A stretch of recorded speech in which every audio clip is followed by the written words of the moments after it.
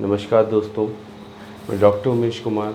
आज फ्रांसीसी क्रांति का द्वितीय चरण एंड सेकंड लेक्चर। पिछली बार मैंने जो क्लास में बताया था फ्रांसीसी क्रांति, मैंने बताया था किस प्रकार प्रबोधन के विचार ने पहले अमेरिका क्रांति का शुरुआत की। उसके बाद द्वितीय चरण में हमें फ्रांसीसी क्रांति देखने को मिलती है। लेकिन अमेरिकी क्रांति केवल एक महाद्वीप तक सीमित रह गई, अमेरिका तक सीमित रह गई, लेकिन फ्रांसीसी क्रांति ने संपूर्ण यूरोप को प्रभावित किया। ठीक है, हमने इसके सामाजिक, आर्थिक, राजनीतिक सभी कारण मैंने पिछले लेक्चर में आपको बताए थे। आज मैं इस क्रांति के 4 चरणों के अंदर बताने जा रहा हूँ। फ्रांसीसी क्रांति का वर्गीय समीकरण। वर्गीय समीकरण क्या था? फ्रांसीसी क्रांति के अंदर जो मध्यम वर्ग, जो वो व्यवसायिक क्रांति करता है, बाद में वाणिज्यवाद, फिर राष्ट्रवाद का उदय करता है, नवीन राज्यों का उद्भव होता है। उसी क्रम में यही मध्यम वर्ग जब यहाँ देखता है कि ये फ्रांस के अंदर राजतंत्र को ये मजबूत बनाना चाहता है और कुलीन तंत्र के विशेषाधिकार को समाप्त करना चाहता है, इस उद्देश्य से ये यहाँ पे क्रांति करना चाहता है। लेकिन इसे राजतंत्र और कुलीन वर्ग दोनों जो विशेषाधिकार प्राप्त समुदाय थे, उनसे अपने आप को बेहतर समझने से ये निम्न श्रेणी यानी तृतीय स्टेट से क्या करता है, सहयोग कर लेता है। ठीक है, तो इस प्रकार वर्गीय समीकरण ये होता है मध्यम वर्ग प्लस निम्न वर्ग, और यहाँ पे राजतंत्र कुलीन वर्ग, इनके बीच के अंदर ये फ्रांस की क्रांति हमें देखने को मिलती है। ठीक है, प्रथम चरण क्रांति के 4 चरणों में क्रांति खत्म होती है आपके। तो प्रथम चरण आपका 1789 से 1792 में, जिसमें संवैधानिक राजतंत्र का चरण है, यानी संवैधानिक रूप से राजतंत्र को इन्होंने संवैधानिक राजतंत्र का चरण है। इसमें क्या है, राजतंत्र ने संविधान यानी संवैधानिक तंत्र को क्या की, अपनी तरफ से पूरी अनुमति दी। लुई 16वां इस टाइम आपके बुर्बो वंश का शासक होता है। उस वंश के शासक ने, अब आपको मैंने बताया था कि पिछले की आर्थिक रूप से इसका पतन होता है, तो इस वजह से इस चरण के अंदर आपको देखने को मिलता है 5 में एस्टेट की जनरल आती है, जिसके बाद में बास्तिल का पतन ये करते हैं, जो किसके राजतंत्र की क्या होती है, एक तरह से उनका प्रतीक होती है, उसका पतन करते हैं। फिर इसके बाद में ये इनके स्थायी रूप से हो जाता है। फिर इनको नेशनल असेंबली यानी राष्ट्रीय सभा इसको घोषित कर दिया जाता है टेनिस कोर्ट की शपथ के बाद। फिर ये क्या करते हैं, सबसे पहले जैसे सत्ता में आते हैं तो पहले सामंतवाद का अंत करते हैं। ठीक है, सामंतवाद का अंत करते हैं, फिर उसके बाद मानवाधिकार की घोषणा करते हैं। फिर फ्रांस का नवीन संविधान स्थापित करते हैं 1791 में। लेकिन इस संविधान के अंदर एक कमी रह गई। वो कमी यह थी कि इस संविधान के निर्माण में कि इसके अंदर सबको मत का अधिकार नहीं था, यानी सीमित मताधिकार था। यानी जो व्यक्ति अपनी 3 दिन की आय का भाग जो टैक्स के रूप में देता है, उसे ही क्या है, मत का अधिकार है। ठीक है, इस प्रकार से हमें देखना पड़ता है सीमित मताधिकार के साथ प्रथम चरण चलता है। लेकिन उसके बाद द्वितीय चरण आता है।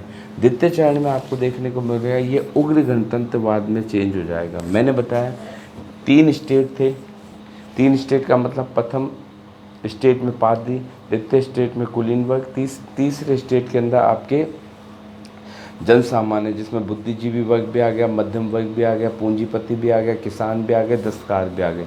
लेकिन किसान और दस्तकारों की ऐसा वर्ग था जो सुसंस्कृत नहीं था, पढ़ा लिखा नहीं था। वो केवल एक ही बात जानता था कि हमें एन के इन प्रकरण राजतंत्र का अंत और गणतंत्र की स्थापना, यानी जनता का इसके अनुसार ही सारा का सारा शासन होना चाहिए। ठीक है, अब यहाँ पे आपको वर्गीय संघर्ष समझाने से पहले मैं आपको बताता हूँ जैकोबिन और जिरोंदिस्ट, ये 2 शब्द आपको सुनने को मिलेंगे।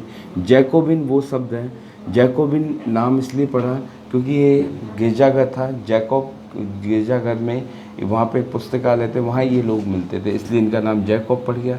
इनकी संविधान सभा क्या थी, प्रगतिशील थी। ठीक है, और society of the friends and constitution संस्था इन्होंने गठित करी, society of the friends and constitution संस्था। इनका नामांकन पेरिस में, मैंने बताया चर्च की वजह से, पेरिस में जो चर्च था उसके पुस्तकालय के नाम पे। इसके सदस्य कौन से थे, निम्न श्रेणी के, जिसके नेता थे दांतो। दांतो जिसे जो एक पेशे से वकील थे, ये असंस्कृत थे, शिक्षित थे, आचारहीन थे और सिद्धांतहीन थे। ठीक है। जैकोबिन माउंटेन के नाम से प्रसिद्ध है। ठीक है, क्योंकि इनका जो वर्चस्व था वो निम्न श्रेणी में और किसान और इनके समय, यानी ये अपने आप को जनता का प्रतिनिधित्व के रूप में प्रदर्शित करते थे, यानी जैकोबिन यानी संपूर्ण जनता का प्रतिनिधित्व। ठीक है। दांतो, हीबर, रॉबेस्पियर ये इसके नेता थे। रूसों का इन पर प्रभाव था, ये गणतंत्र के प्रबल समर्थक थे। ठीक है, ये जैकोबिन है।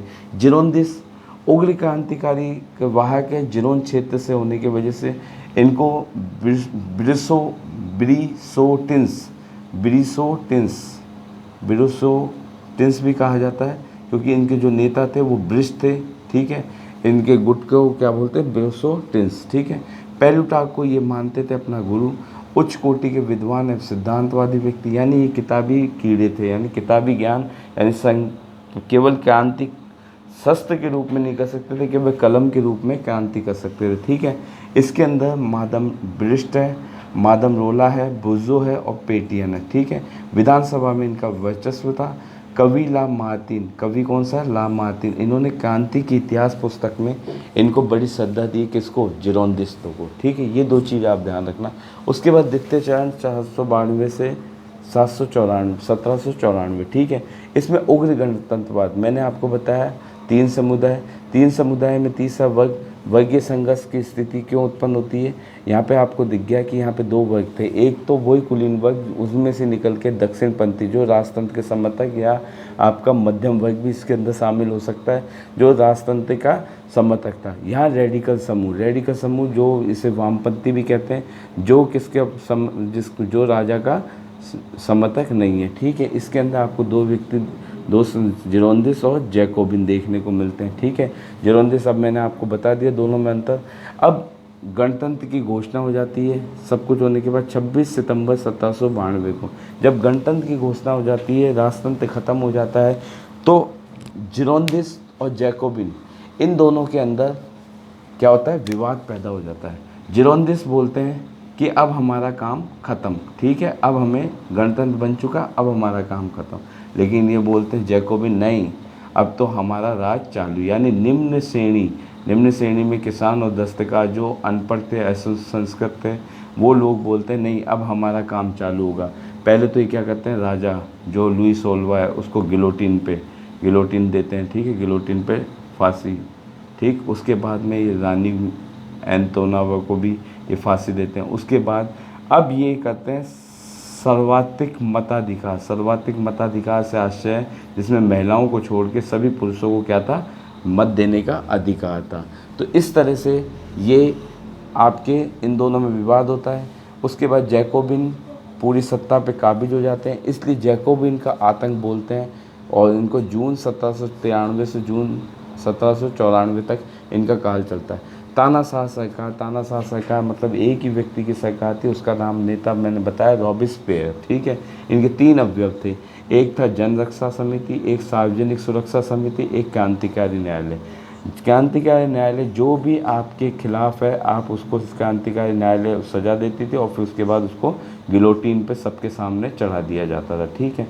अब इन दोनों के बीच में विवाद होने की वजह से, किसके बीच में, जिरोंदिस और जैकोबिन के बीच में विवाद होने की वजह से अब जिरोंदिस के जितने नेता थे अब वो उनके दुश्मन बन गए। तो अब इन नेताओं को क्या करने लगे, गिलोटिन पे चला गए। तो इसलिए एक बात कहते हैं, इसका नकारात्मक पक्ष है, क्रांति ने उग्र एवं हिंसक होकर अपने ही बच्चों को, दोनों एक साथ ही अस्तित्व में आए थे, लेकिन इन्होंने एक दूसरे को ही क्या खाना चालू कर दिया। ठीक है, यानी जो वर्ग अभी तक सत्ता में था वही वर्ग अपने बच्चों को खाना चालू कर दिया। ये कोटेशन आता है।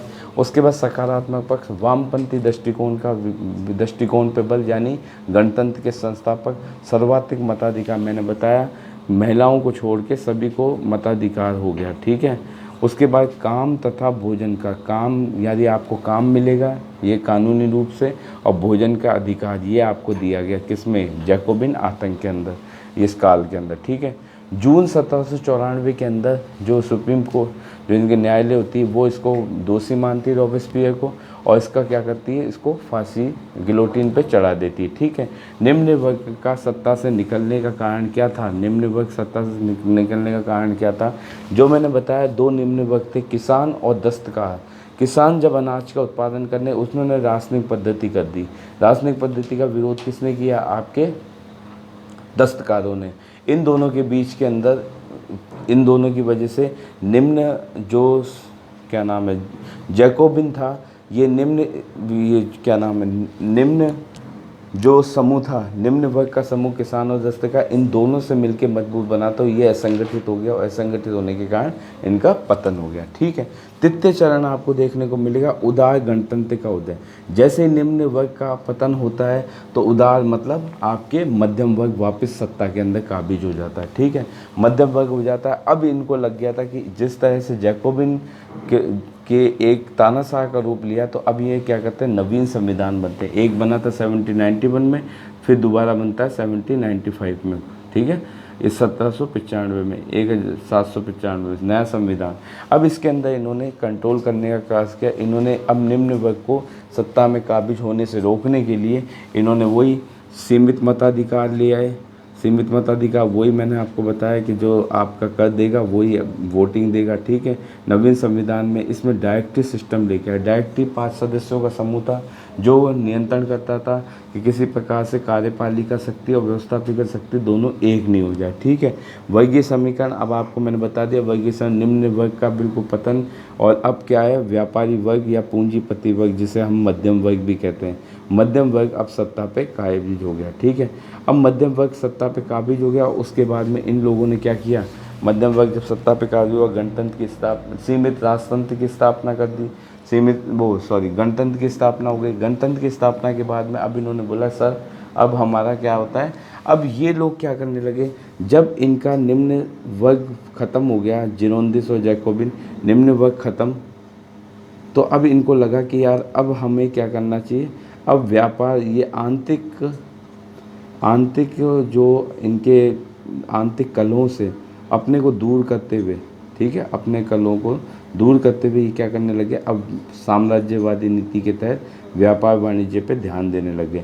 और इसी रूप में आपको इसमें एक व्यक्ति आता है, नेपोलियन। नेपोलियन को इन्होंने क्या कर दिया, यानी गणतंत्र के तहत नेपोलियन को, पहले तो ये गणतंत्र के तहत काउंसिल बना, उसके बाद 10 वर्ष बाद 1804 में क्या बन जाता है, नेपोलियन सम्राट बन जाता है। ठीक है, लेकिन इनको कोई दिक्कत नहीं थी, बोले ठीक है, हमें तो साम्राज्य विस्तार, साम्राज्य के अनुरूप में हमें बाजार, यानी अब मध्यम वर्ग जो पहले भूखा, मध्यम वर्ग अपने कार्य पद्धति, जो इसका उद्देश्य था कि सार्वभौमिक समानता, वो क्या नाम है, समानता का अधिकार, मानव के अधिकार, इन सब घोषणा पत्रों को क्या कर दिया, अब दमन हो चुका था। ठीक है, इस तरह से यहाँ पे तानाशाह, जो पहले प्रजातंत्र की आड़ में तानाशाह और कौन, आपका नेपोलियन, और साम्राज्यवादी चरण प्रारंभ होता है, और उसके बाद में 1799 से 1814 तक। ठीक है, नेपोलियन, अब यदि जैकोबिन और जिरोंदिस जैसे व्यक्ति या क्रांति नहीं होती तो नेपोलियन का उदय होना बिल्कुल संभव नहीं था। ठीक है, नेपोलियन का उदय इसीलिए हुआ क्योंकि क्रांति हुई थी। क्रांति के होने की वजह से प्रतिभा को क्या है, आगे बढ़ने का मौका मिला। ठीक है, प्रजातंत्र की तानाशाह साम्राज्य 1799 से 1814। अब नेपोलियन आप देखेंगे, नेपोलियन का मैं छोटा सा व्यू आपको बता रहा हूँ। अगले लेक्चर के अंदर मैं नेपोलियन ही कवर करूँगा। नेपोलियन में इसका जन्म हुआ था कोर्सिका द्वीप, अजासियो में। ठीक है, 15 अगस्त, जिस दिन हमारा देश आज़ाद हुआ था उसी दिन, लेकिन 1769 के अंदर। ठीक है, अब इसने फिर क्या है, एक सेना के छोटे से पद पे आता है, राजतंत्र के अंदर ही, फिर इनको भेजा जाता है राजा द्वारा। तो ये 1793 में आपके तूलो बंदरगाह को किससे, अंग्रेजों से मुक्त करवाते हैं। ठीक है, उसके बाद 1796 से 97 में इटली के पिडमांट को पराजित कर ये किससे, सवाया और निस प्राप्त करते हैं फ्रांस के लिए। 17 अक्टूबर 1797 में ऑस्ट्रिया पराजित होता है और कैंप फोर्मिया की संधि होती है, इससे इसको राइन छेद और बेल्जियम प्राप्त होता है। जुलाई 1798 में पिरामिड का युद्ध, यानी मिस्र से युद्ध करता है और क्या करता है, नील का मिस्र से जीत हासिल करता है। अब फ्रांस के शासक द्वारा बोला कि समुद्र दत्ते किसे कहा जाता था, ब्रिटेन को। समुद्र दत्ते को नेपोलियन जी आप मज़ा चखाओ, ठीक है। नेपोलियन उससे खदेड़ने के लिए, ब्रिटेन को खदेड़ने के लिए कहा जाता है। लेकिन नेपोलियन ब्रिटेन का जो आपके नौसेना सेनापति होता है उसका नाम होता है नेल्सन। नेल्सन से क्या होता है, नेपोलियन पराजित हो जाता है। लॉर्ड वेलेस्ली को भारत भेजा जाता है कि भारत में विस्तार रोकने के लिए। 1799 नेपोलियन फ्रांस पहुंचा, प्रथम कौंसिल बना 10 वर्ष तक, और 1804 में क्या बनता है, फ्रांस का सम्राट बनता है, ठीक है। एमिन्स की संधि किससे होती है, ब्रिटेन के साथ। इसमें क्या होता है, ब्रिटेन के साथ ब्रिटेन इसको फिर क्या कर लेता है, ब्रिटेन एमिन्स की संधि के तहत फ्रांस के जो राजतंत्र होता है उसको क्या कर देता है, सब सम्मति दे देता है, और जो उससे जीते गए क्षेत्र थे उनको वापस उपनिवेशों को लौटा देता है। 1805 में ऑस्ट्रिया पे विजय, 1807 में रूस पे विजय और टिलसित की संधि होती है, ठीक है। पोलैंड को ये 3 भागों में बांट देता है, रसिया पोलैंड को, और 3 भागों में रसिया को दे देता है एक भाग, एक पर्सा को दे देता है, एक ऑस्ट्रिया को दे देता है। इसके अधीन हॉलैंड, स्पेन, बासा, राइन परिसंघ, ठीक है।